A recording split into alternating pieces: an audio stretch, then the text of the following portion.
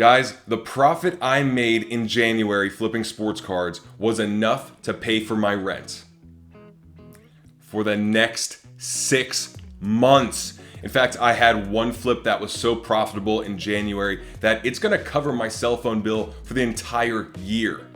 So in this monthly recap video, I am sharing with you all 200 plus of my flips from January, including my best one to date, a flip that I'm very proud of personally. And at the end, I have a warning I just feel compelled to share with you based on all the craziness that is going on in the sports card hobby as well as in the economy. So we can enjoy this hobby and make some money long-term in a sustainable way and not get burnt and lose our shirt. So with that being said, welcome back.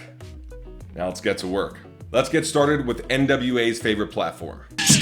CompC, Flipper, Brad. All right, thank you, Ice Cube, Dr. Dre, Eazy-E, and I forgot the other guy. And let's start at January 1st. You can see here at the bottom right, this is January 1. On the left, this is the price I paid. This is the price I sold it for. And then this is after they take their 5% fee. So starting with the Kobe Bryant cards here, a lot of these I got off of Beckett Marketplace and off of that lot a while back. Same thing with the second year select Kevin Durant, Beckett Marketplace. So if there's not a price here, I'll put in $2.75 as the cost because that's the average. Second year Prism Jimmy Butler, but I got a lot to go through, so I won't go through all of them. I'll let you guys look through them on your own time if you wanted to go back. Nikola Vucevic, who I got his rookie cards for like $2 because I knew he was just better than that, and that's when I was on Beckett Marketplace cleaning house.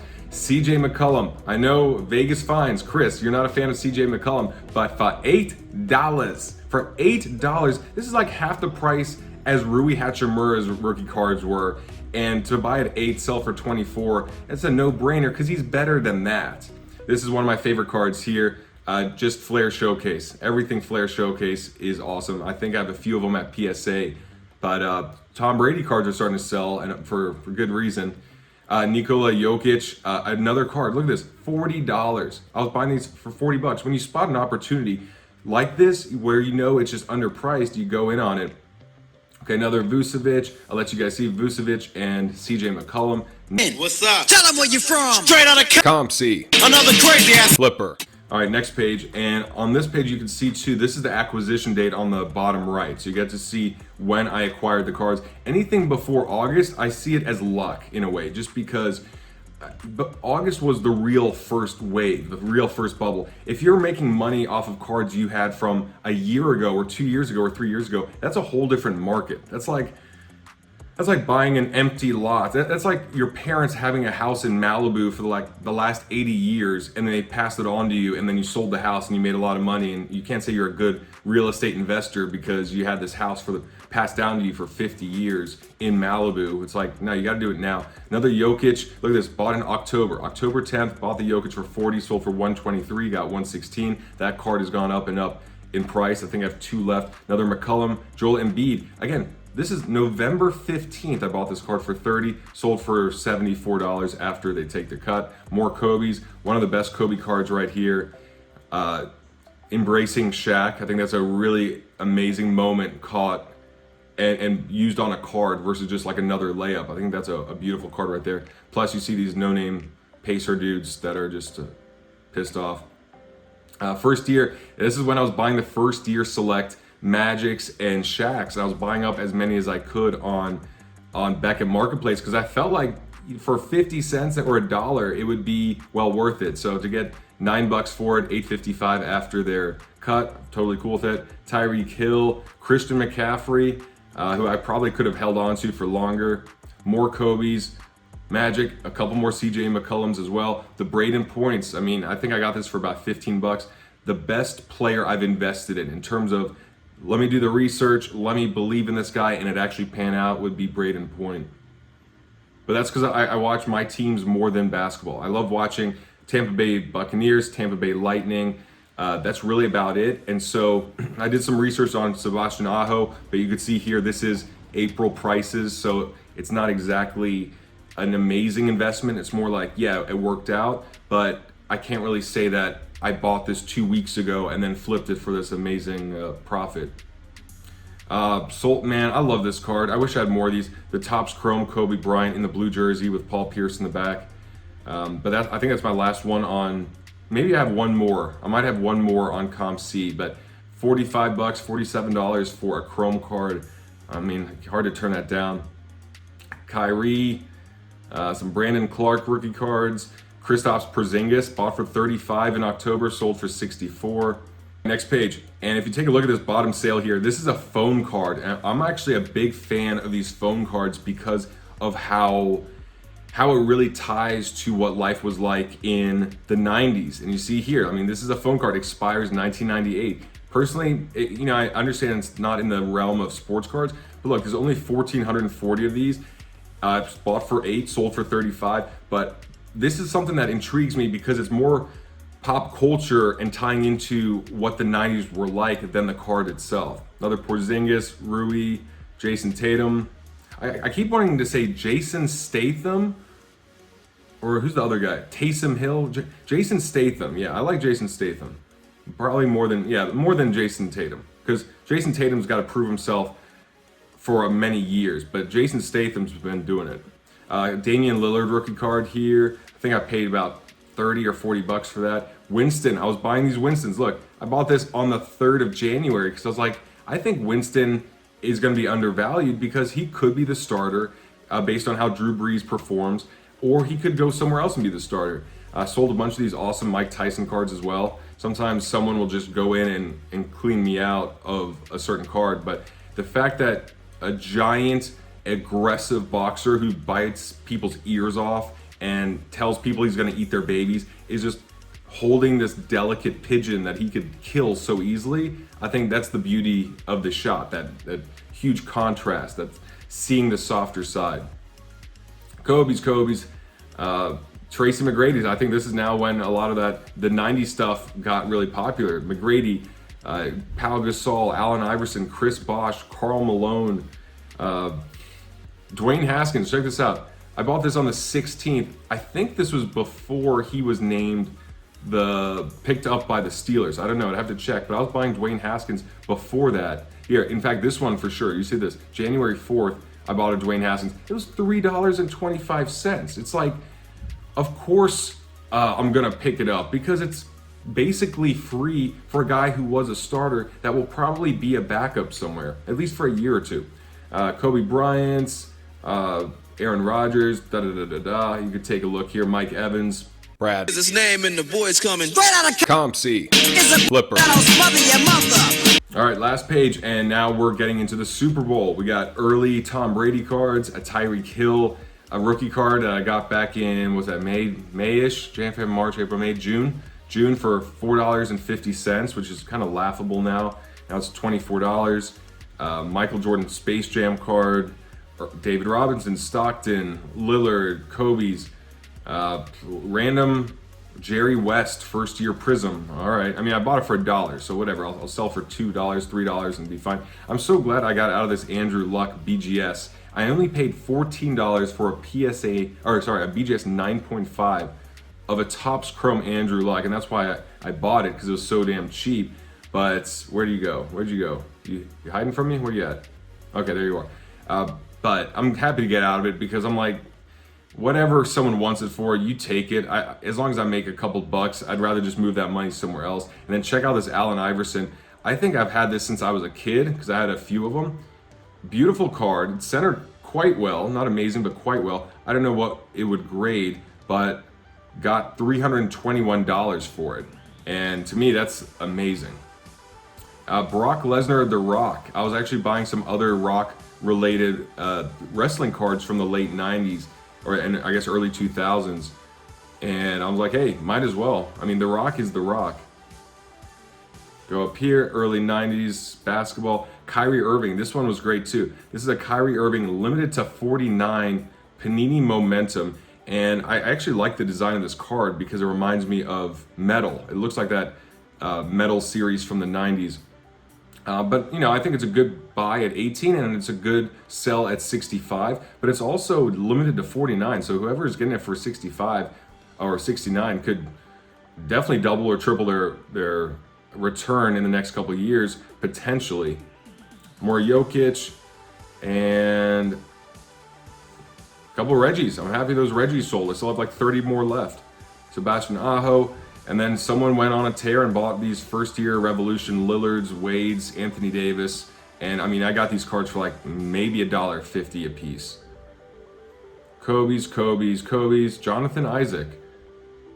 So we have the total cost here. It's $859 is what I paid for the cards, plus at $2.75 each of the cards I sent to them, which is $2.25 per card and 50 cents to upload. I'm averaging it out to $2.75 each. That means my cost was $1,077. I sold the cards for $3,607. They take their $180 fee, and then I'm left with $3,426.95. And that is a profit without tax or withdrawing the money, which would be a 10% fee of $2,350. Not bad, not bad. Now on to eBay, and there are a lot of sales as well. I'm just gonna show you everything very quickly, and you guys can take your time if you wanna go back on it. But starting with January 1st through 4th, we have 4 Kobe cards. Next page, we have a Steph Curry BGS 9.5 that I picked up in the offseason. I thought the price was low, and the card itself, the first year select, was on the rise, so I decided to get that and flip it. Next page, a couple more Kobe selling, and then at the top, this one order was canceled because the buyer never paid. And what was weird is that, I don't know why they didn't pay, but they messaged me a day later saying, hey, can I pay now? It was like maybe they forgot, but that's why you send the invoices and they should have gotten it. But either way, I said, yeah, just pay for it or buy the new one and then just pay for it immediately and we're good. And so he did that. So hopefully he got the card just fine. Next page, and the next order was actually canceled, and it was weird because I don't know why they asked for the order to be canceled, but it happened, and so that's fine. But you see here, one of the Crusade cards sold for $280. This is a PSA 9. A couple more of the Kobe's, another Shaq. All right, now on to January 11th and 12th. We have a couple more Shaqs and Kobe's selling, as well as 2 of these Tom Brady first-year select cards that I threw in as a lot. They weren't worth grading, and I wasn't sure if I'd send them into Comp C, so I just kept them, but got $50. Next page, we got a couple more Kobe selling, PSA 10s, solid profit margin there. And then my Steven Stamkos PSA 9 sold. I think I could have gotten more for it based on how hockey has gone through the roof, but good for that buyer because I've held on to that card for about 6 months, and I guess I bought in too early on hockey. Next page, and you see here at the bottom, this was that same guy who bought that same card, the Metal Universe Kobe Bryant, and paid immediately. So I don't know if he just forgot it or what. Right up above it though, Anthony Cirelli, he's another player for the Lightning, not nearly as much of a star as Braden Point or Nikita Kucherov, but I bought this for about $35 each. I have 2 of them, and the first one I sold for $80. A couple more Kobe's. And then the next page, you see the other Anthony Cirelli sold at $103, so I'm really happy about that. And then I can buy his raw cards on Comp C for about $5. Then I would just have to have them shipped to me and then to PSA. So if I want to do that over the next year, I can do that. But when I see a card like this sell for a profit, I'll go out and buy more of the raw cards if I feel like this player has a bright future, because now I could roll over about $70 into his raw Young Guns rookie cards that were only about $5 each. All right, Kobe and that Cristiano Ronaldo World Cup soccer card, $225. I paid about $110 to $120 a piece for those. First one sold there. Haven't sold one since. I'm hoping I will. Next page, my last Braden Point sold for $260. I paid about $35 to $45 a piece for these cards back in March and April. Again, that was a great time to buy, but he's a stud of a player, so that was a good call there. Derek Fisher, I wanted anything tied to Kobe, or at least to think outside the box like that, so I'm glad I could sell that. Not a big profit margin though. And if it says partially refunded, that's because I will send a couple dollars back to the buyer if they buy multiple cards to reimburse them for shipping. Next page, Kobe, Dwayne Haskins got $100 for his PSA 10. I bought these for like $30 to $35 a week or 2 weeks prior to him being picked up by the Steelers. So good timing. I wish I got a couple more just because I think he will make the roster. It will be finalized, and if he's just the second string, I'm totally cool with that. Next page, and we're almost there, guys. It's January 24th, and you see here at the bottom, Braden Point BGS 9.5 I sold for $125, and what's sad about that is I just sold the last PSA 10 for $260, and this is more of like a PSA 9 price, but you know that a BGS 9.5 would be in better shape. But I really see BGS like just not catching up to the respect level of PSA, at least in these modern cards. So Kobe, and then my Giannis second year select PSA 9 sold for $139. I think that's a great deal considering these are about $40 to $50 on ComC raw. So for $139 for a PSA 9, I'll take that all day. Next page, and take a look at the bottom first before we go up. Tim Duncan here, PSA 9. I got this for like nothing. I think it was $8 or $9 for this card. PSA 9, his finest rookie card. Kobe Bryant, and then someone clicked buy it now on my Kobe Bryant Crusade PSA 10 at $799. So if you have one of those raw cards, or if you have one of those PSA 9s, I hope that just brought your card up in value a bit. But it sold for $800. Super thrilled about it, and I have one more left, and then a couple of PSA, which I might not see for another year. But regardless, super thrilled on that. Again, this was like a card that I paid $8 to $10 for, spent $25 to get graded, and so that's like a 20 to 21x return right there. And last but not least, I got a Shaq PSA 9 and Kobe Bryant PSA 10 right here for $139. Now that you've seen all the sales, let's break down how much profit I actually made in the month of January. And heading on over here, we see 175 sales, 79 cards. So we already know that $23.50 without tax or withdrawal. This is ComC, which is definitely my highest on ComC. That's insane. Then here are my eBay sales, and I don't know if that includes the canceled order or not, but if it doesn't, then that's accurate. If it does, then subtract about $100 or so from that. And I'm I have to leave like a 2 or 3% margin of error because there's always going to be some small stuff, but I'm okay with that. All right, so $4,496 were from 38 of those Kobe Shaq graded cards, and you see my cost here was only $4.50 on average. Those were pre-COVID prices, so I'm very fortunate to get that, but I have to acknowledge that that's just good fortune to be in before August when that first wave occurred. $25 to grade plus $2 for shipping, card saver, tape, blah, blah, blah. So my cost per card is $31.50. Again, I didn't mean to do the $25 per card grading service, but it looks like it's panned out in my favor. So we got $1,197 as my cost of the cards. Heading on down, subtract eBay's fees, and they said I'm a top seller, so I think my fees are only 10%, but let's just assume it's 13. That means that I have $3,888.29 of revenue minus the cost of the cards, and if I subtract that, boom, $2,691.29 gross profit from the Kobe cards. Moving on to the other cards, there were $1,446.90 in sales there. And if you take a look here, I have the cost that I paid for the card, and this includes shipping as well. I put in about $4 for shipping. So $58 profit on the Duncan, 80 on the Giannis, 65 on the Haskins, 110 on the Ronaldo, 102 on the Stamkos, and so on and so forth. Minus the fees, that would be $1,258. I also subtracting an extra $1 per transaction based on the fact that, there's tape, card saver, I don't know, I might have to buy a package, like one of those little mailers, something like that. But usually I use the mailers that I get in from other orders. I repurpose them. So the profit there, $738.30 from those other cards. Again, none of this includes taxes being taken out. That's going to be a whole other thing. But I will be writing off everything I can legitimately write off as well. So we'll see how that turns out. And I did sell one Kobe, I believe it was a PSA 10 to Jay. Shout out to you, Jay. Thanks for buying that card.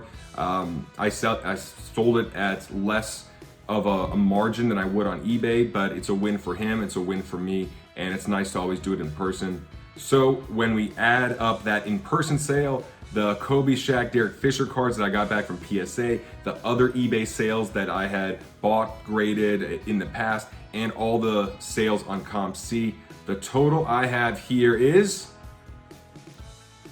boom, $6,325.09, a new record high. Let's see if I can fit in the screen. Shazam! So obviously January was an insane month for myself and many others, but it was also a crazy month in society and in the economy. And the warning I want to pass on to you is that we gotta be acknowledging what we're doing right in the hobby and our strategy and what's working and what's not. But there are times like this where I know that a lot of my sales were because of how much money was being printed and how much was going into alternative assets. I know a lot of people are investing in Bitcoin and gold and all these other things because they're afraid that the US dollar will lose value as it's getting printed like pretty much the same way that Panini prints Prism and Optic cards in the last couple of years. It's that like, hey, we could just do this nonstop. And so that scares a lot of people, so they want to put their money in something else. But the point is that I want to make sure that I acknowledge what I'm doing right, but also know that there's a lot of circumstance and good fortune with having a month like this.